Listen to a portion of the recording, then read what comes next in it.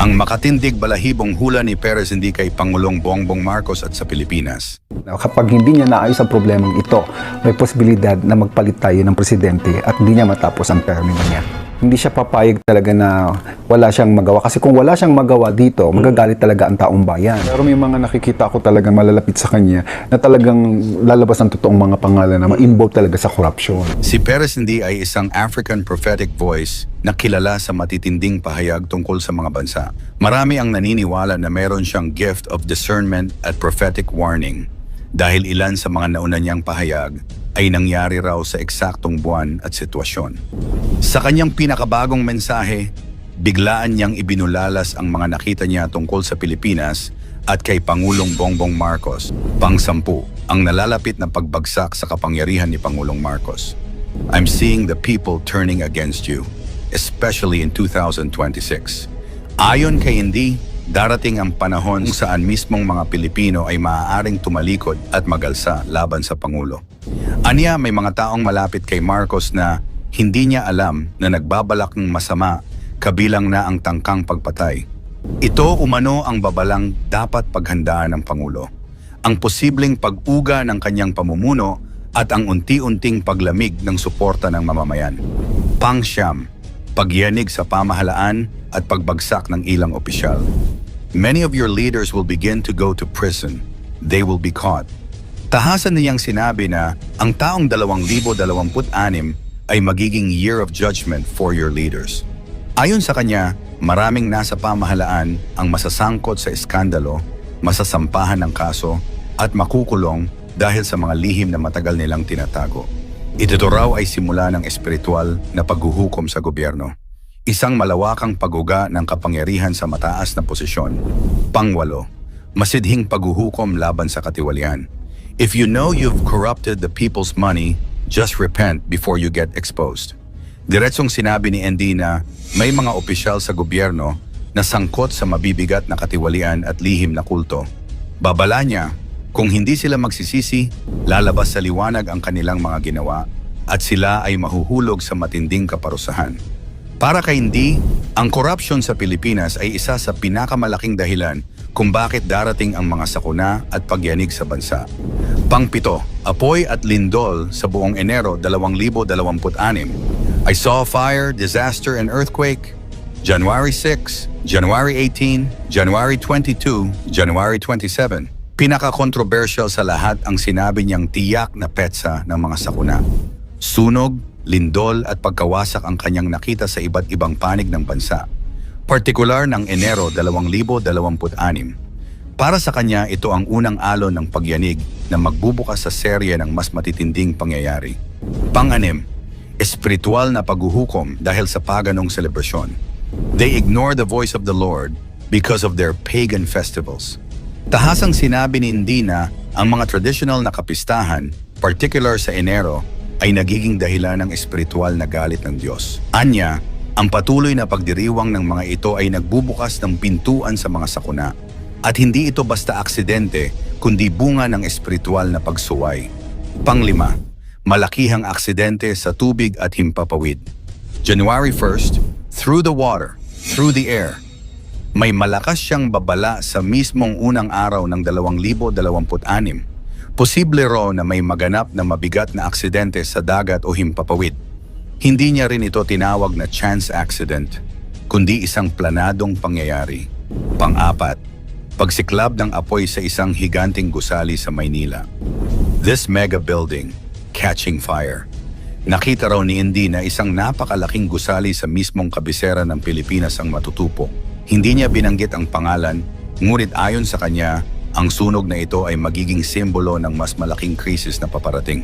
Pang-8, pag-usbong ng terorismo at pagdami ng taong dudukutin. I'm seeing some terrorist groups sponsored by some people in the corrupt government. Nakakita raw siya ng mga planadong pagdukot, karahasan at aktibidad ng ilang grupong may kaugnayan sa terorismo. At ikinagulat ng marami ang sinabi niyang may mga nasa gobyerno ang nagbibigay umano ng suporta sa mga ito. Pangalawa, 6 na bulkan at lindol na magnitude 7 to 8. 6 volcanoes and a lot of earthquakes. Para kay hindi 2026 ay hindi lamang taon ng sunog, kundi ng serye ng pagputok ng bulkan at malalakas na lindol. Hindi ito maliit na pag-alog, kundi mga lindol na kayang magdulot ng pambansang kaguluhan. At ang ating number 1, taon ng pambansang hatol at panawagan ng pagsisisi. If you guys don't repent, those who don't repent will be removed. Ito raw ang pinakasentro ng kanyang mensahe.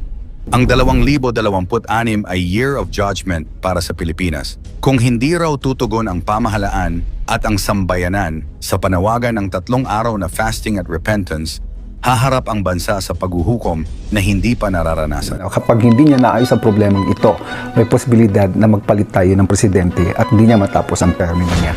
Hindi siya papayag talaga na wala siyang magawa. Kasi kung wala siyang magawa dito, magagalit talaga ang taong bayan. Pero may mga nakikita ako talagang malalapit sa kanya na talagang lalabas ang totoong mga pangalan na ma-involve talaga sa korupsyon. Isang nakakakilabot at nakakatakot na hula. Tatalakayin natin ang mga matinding pahayag ni Jovi Vargas, isang kilalang manghuhula sa Pilipinas.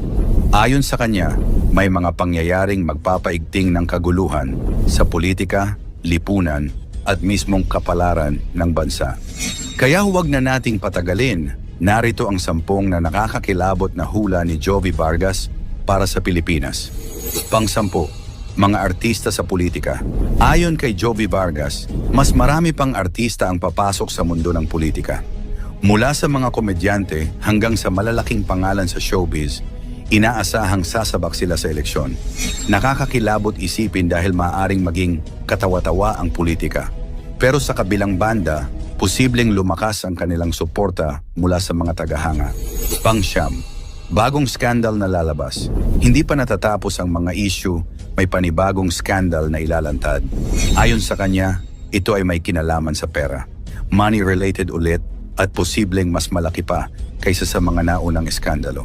Nakakakilabot dahil ito raw ang magpapabigat lalo sa tiwala ng taumbayan sa pamahalaan. Pang-8, hustisya at investigasyon. Binanggit din ni Vargas na kahit ang pinakamakapangyarihan, kabilang na ang mga kamag-anak ng Pangulo, ay hindi makakaligtas sa investigasyon. Nakakakilabot isipin kung gaano kalalim ang paglilitis na ito, na posibleng magdulot ng pagkakahati-hati sa mga opisyal ng gobyerno mismo. Pang-7, galit ng taong bayan. Habang tumatagal, dumarami raw ang naipong galit ng mga Pilipino. Sabi ni Vargas, may isang babae na lalabas at mangunguna sa isang malaking kilusan laban sa katiwalian at pang-aabuso.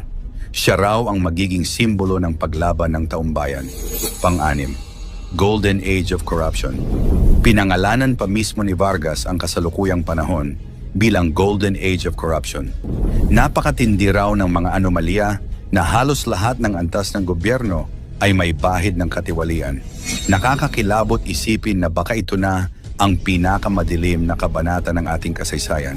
Pang-5, Transition President. Ayon kay Vargas, posibleng hindi matapos ng Pangulo ang kanyang termino. Maaaring magkaroon ng Transition President bago matapos ang kasalukuyang administrasyon. Isa itong nakakakilabot na senaryo dahil magdudulot ito ng kawalan ng katiyakan sa bansa at posibleng kaguluhan sa ekonomiya at politika. Pang-4, mga senador at kongresista. Pinangalanan din ni Vargas ang ilang personalidad na magkakaroon ng malakas na papel. Chis Escudero, magiging malakas ang impluensya. Joel Villanueva, may laban na haharapin. Jingoy Estrada, babalik sa kontrobersya. Grace Poe, may malinis na imahe pero sasabak sa matinding laban. Vilma Santos at Ralph Recto, may malaking papel sa politika. Bato de la Rosa, haharapin ang kanyang mga sariling issue. Salceda at Romualdez, lalong sisikat sa politika. Nakakakilabot dahil malinaw na mas lalong lalalim ang hidwaan sa loob ng Senado at Kongreso. Pang-8, mga rally at protesta. Magiging mas malakas pa raw ang mga kilos protesta.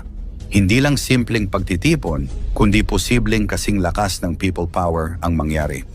Ayon sa kanya, mas marami pang Pilipino ang lalabas sa lansangan para ipaglaban ang kanilang karapatan laban sa katiwalian. Pangalawa, posibilidad ng pagbagsak ng Pangulo direkta niyang sinabi.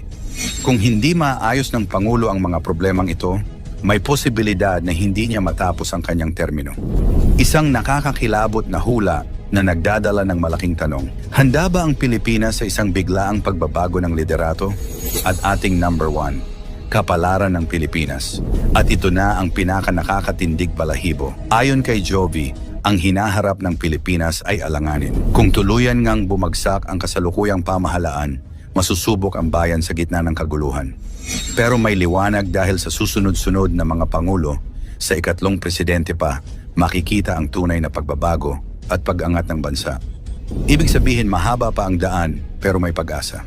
Ang tanong, kaya ba nating pagdaanan ang lahat ng ito bilang isang nagkakaisang bayan? Tandaan, mangyari man o hindi ang mga hula, lagi nating tandaan na sa Diyos lang tayo magtiwala, hindi sa mga manghuhula. Ano sa palagay mo? Mangyayari kaya ang mga hula na ito o isa lamang itong kwentong bunga ng malikot na imahinasyon? I-komento mo ito sa ibaba. Huwag kalimutang i-like, i-share at mag-subscribe. Maraming salamat at God bless.